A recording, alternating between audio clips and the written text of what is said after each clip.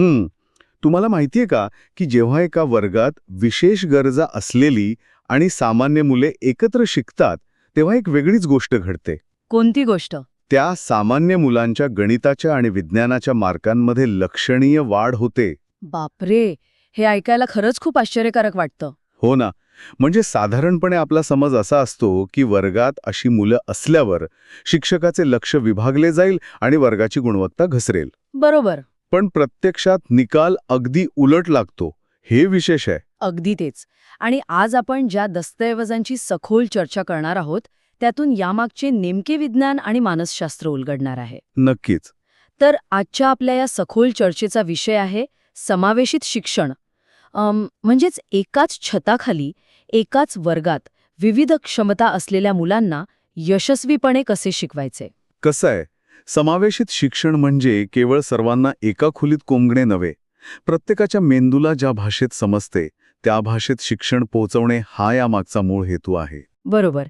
आणि हे प्रत्यक्षात कसे घडते याच्या मुळाशी आज आपण जाणार आहोत. पण या विषयाची सुरुवात करताना मला एका मोठ्या गैरसमजाकडे वळायचंय. कोणत्या? अनेकांना वाटतं की वर्गात रॅम्प्स बांधले किंवा ब्रेल लिपीतील पुस्तके आणून ठेवली की झालं समावेशित शिक्षण सुरू. हा खूपच चुकीचा समज आहे.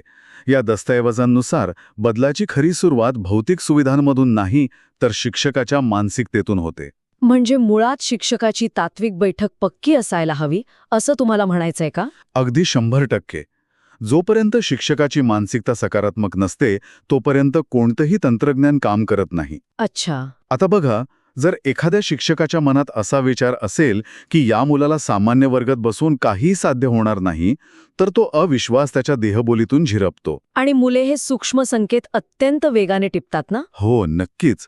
मुले खूप हुशार असतात आणि या नकारात्मकतेचा त्यांच्या शिकण्याच्या प्रक्रियेवर थेट परिणाम होतो. पण इथे एक व्यावहारिक प्रश्न निर्माण होतो. कागदावर हे वाचायला खूप छान वाटतं की शिक्षकाने सकारात्मक असावे, लवचिक असावे. हो, पण प्रत्यक्ष वर्गाची स्थिती वेगळी असते. अगदी तेच. प्रत्यक्ष वर्गात 40 मुले असतात, प्रत्येकाची शिकण्याची गती वेगळी असते. बरोबर आहे. अशा वेळी शिक्षकाने प्रत्येक मुलाच्या गरजेनुसार लवचिकता दाखवायची ठरवली तर ठरलेल्या वेळेत अभ्यासक्रम कसा पूर्ण होणार आणि गुणवत्ता खाली येणार नाही का? इथेच तर खरी गंमत आहे. लवचिकता या शब्दाचा नेमका अर्थ आपण समजून घेतला पाहिजे. म्हणजे काय? लवचिकता म्हणजे गुणवत्तेशी तडजोड करणे नव्हे किंवा पास होण्याचे निकष खाली आणणे नव्हे. एका उदाहरणाने हे समजून घेऊया. हो, सांगा ना. समजा संपूर्ण वर्गाचं ध्येय एका डोंगराच्या शिखरावर पोचणे आहे. लवचिकता म्हणजे शिखराची उंची कमी करणे नाही. मग तिथे पोचण्यासाठी मुलांच्या क्षमतेनुसार वेगवेगळे मार्ग तयार करणे असं काहीसं आहे का? अगदी बरोबर. जर एखादे मूल बौद्धिकदृष्ट्या थोडे कमकुवत असेल तर शिक्षक शिकवण्याची गती कमी करू शकतात किंवा सोपे टप्पे आखून देऊ शकतात. म्हणजे ध्येय तेच आहे, संकल्पना समजणे, पण तिथे पोहोचण्याचा रस्ता बदलला जातो. होय. आणि हे करण्यासाठी शिक्षकाला निरंतर अध्ययनार्थी राहावे लागते. नवीन तंत्रज्ञान किंवा सॉफ्टवेअर शिकणं आता केवळ छंद राहिलेला नाहीये. म्हणजे तो एक अत्यावश्यक भाग बनला आहे. पण तरीही जेव्हा एखादं मूल अनपेक्षित वर्तन करते किंवा 10 वेळा सांगूनही समजत नाही, तेव्हा शिक्षकाचा संयम सुटणं खूप स्वाभाविक आहे. नक्कीच, हे अत्यंत मानवी आहे. दस्तऐवजात शिक्षकाकडे सहनशीलता आणि विनोदी वृत्ती असावी असं म्हटलंय. पण रागाच्या भरात परिस्थिती हसण्यावारी नेणं हे किती जणांना जमेल? हे कठीण नक्कीच आहे. पण म्हणूनच समावेशित वर्गातील शिक्षक हा केवळ माहिती देणारा नसून तो एक मानसशास्त्रज्ञही असतो. अच्छा, म्हणजे विनोदाचा काही शास्त्रीय उपयोग आहे का इथे? हो ना. विनोदी वृत्तीचा वापर करणे हे केवळ मनोरंजन नसते. ती वर्गातील तणाव कमी करण्याची म्हणजेच कॉग्निटिव्ह टेन्शन रिलीज करण्याची एक वैज्ञानिक पद्धत आहे. एक सेकंड.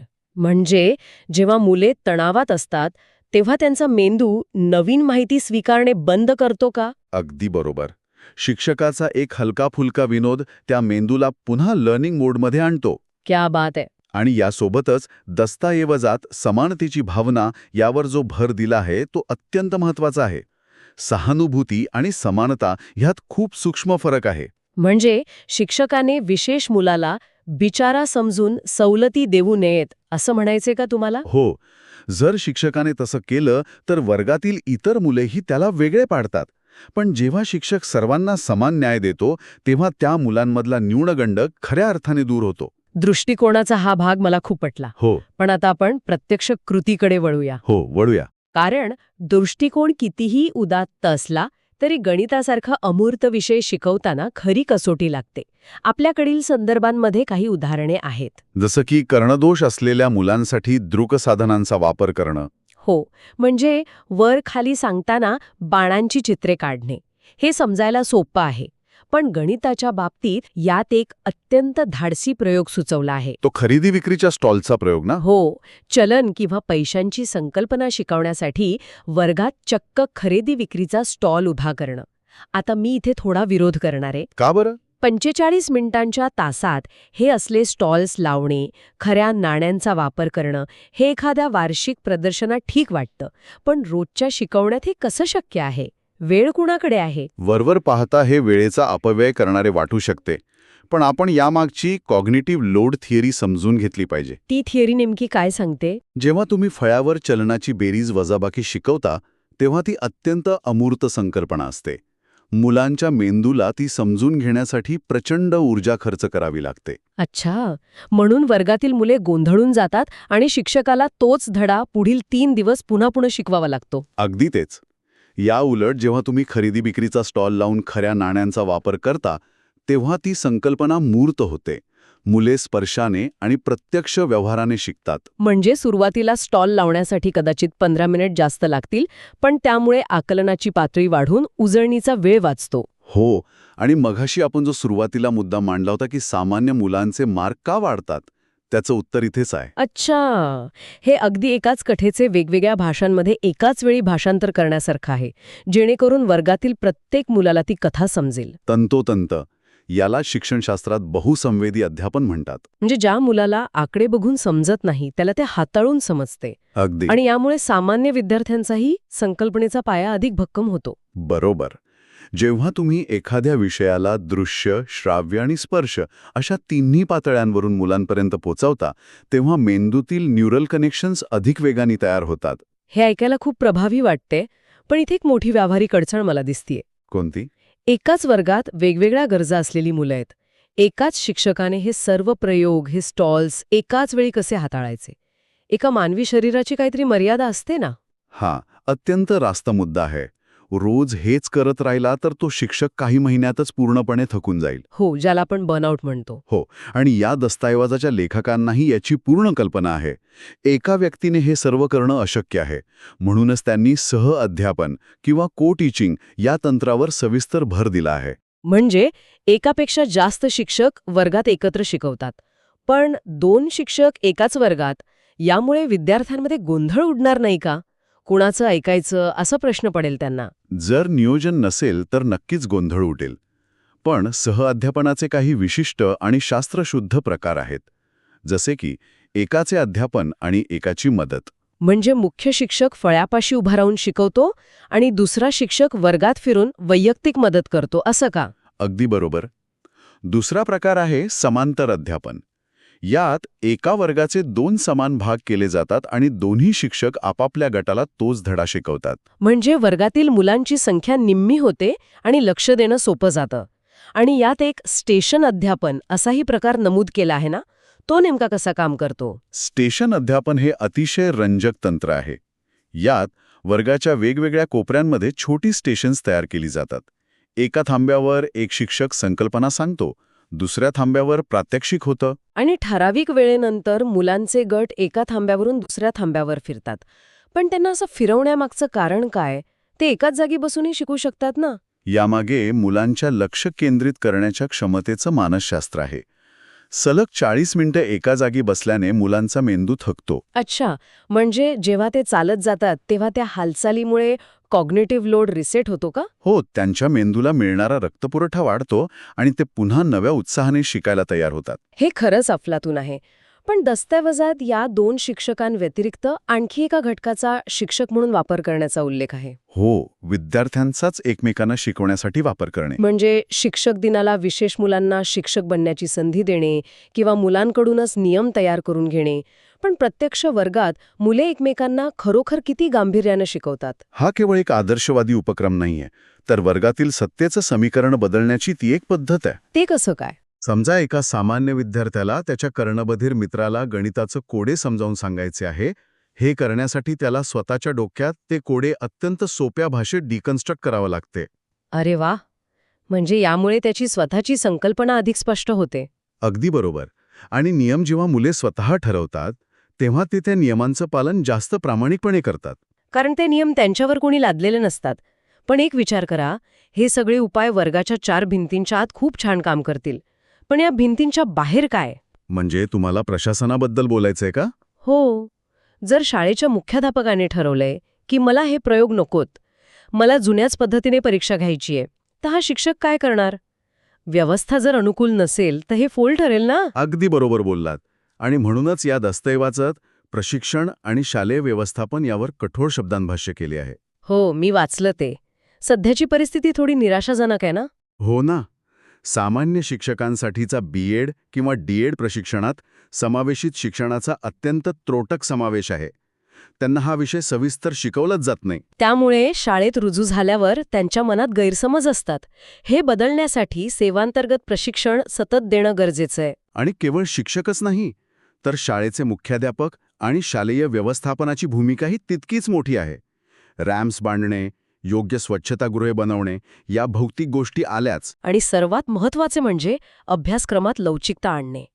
पण मला इथे एक अत्यंत कटू प्रश्न विचारायचा आहे. विचारा ना. जर शाळेने किंवा व्यवस्थेने हे सर्व बदल करण्यात कुचराई केली, तर या बदलाचा संपूर्ण ताण शेवटी पालकांवरच येतो का? हा अत्यंत वास्तवाचे भान देणारा प्रश्न आहे. जेव्हा व्यवस्था कमी पडते तेव्हा नक्कीच पालकांवर प्रचंड मानसिक आणि आर्थिक ताण येतो. हो, कारण व्यवस्था एका दिवसात बदलत नाही आणि तोवर पालकच लढत असतात. म्हणूनच या दस्तऐवजात पालक शिक्षक संघ म्हणजेच PTA चे महत्त्व वेगळ्या दृष्टिकोनातून मांडले आहे. PTA हे केवळ चहा पिण्याचं व्यासपीठ नाही. ती एक प्रेशर व्हॉल्व्ह आहे असं म्हणायचंय तुम्हाला? अगदी. पालकांनी एकटे लढण्यापेक्षा संघटित होऊन प्रशासनात सक्रिय सहभाग घेणं आवश्यक आहे. यामुळे मुख्याध्यापक आणि प्रशासनावर योग्य तो दबाव निर्माण होतो. पण या दस्तऐवजात पालकांसाठीही काही थेट सूचना आहेत, ज्या कदाचित त्यांना पचवायला थोड्या जड जाऊ शकतात. जसं की अवास्तव अपेक्षांचे ओझे न लादणे. हो, पालकांनी आपल्या पाल्याचा स्वीकार करणे खूप महत्त्वाचे आहे. माझा मुलगा वर्गात पहिलाच आला पाहिजे, हा अट्टहास अनेकदा पालकांना असतो. आणि तो अट्टहास बाजूला ठेवणे अत्यंत गरजेचं आहे. अपेक्षा कमी करायच्या नाहीत, तर त्या रिकॅलिब्रेट करायच्या आहेत.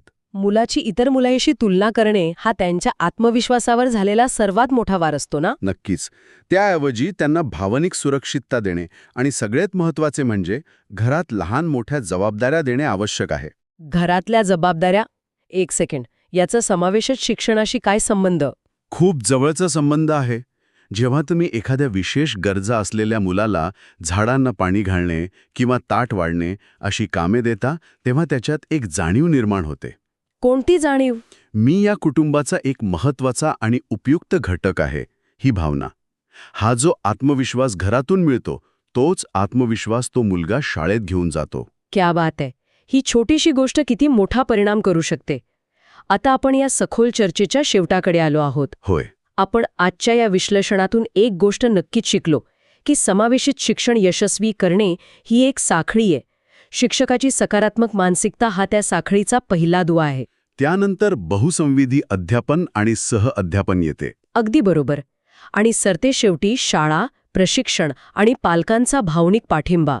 यातला एक जरी दुवा निखळला तर ही साखळी तुटते. नक्कीच. ही एक अत्यंत गुंतागुंतीची पण तेवढीच आवश्यक अशी प्रक्रिया आहे. पण आजच्या या चर्चेचा समारोप करताना मला सुरुवातीला मांडलेल्या एका मुद्द्याकडे परत जायचंय आणि एक नवीन विचार आपल्या श्रोत्यांसमोर ठेवायचा आहे. कोणता विचार?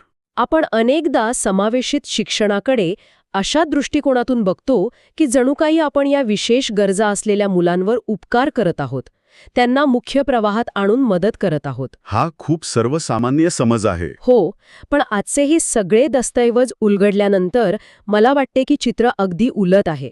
जर हा समावेशित वर्ग उद्याच्या एकसंध समाजाची पायाभरणी करत असेल तर तिथे फक्त विशेष मुलेच शिकत नाहीत, तर ती सामान्य मुलेही या विशेष मुलांकडून काहीतरी शिकत आहेत. अगदी.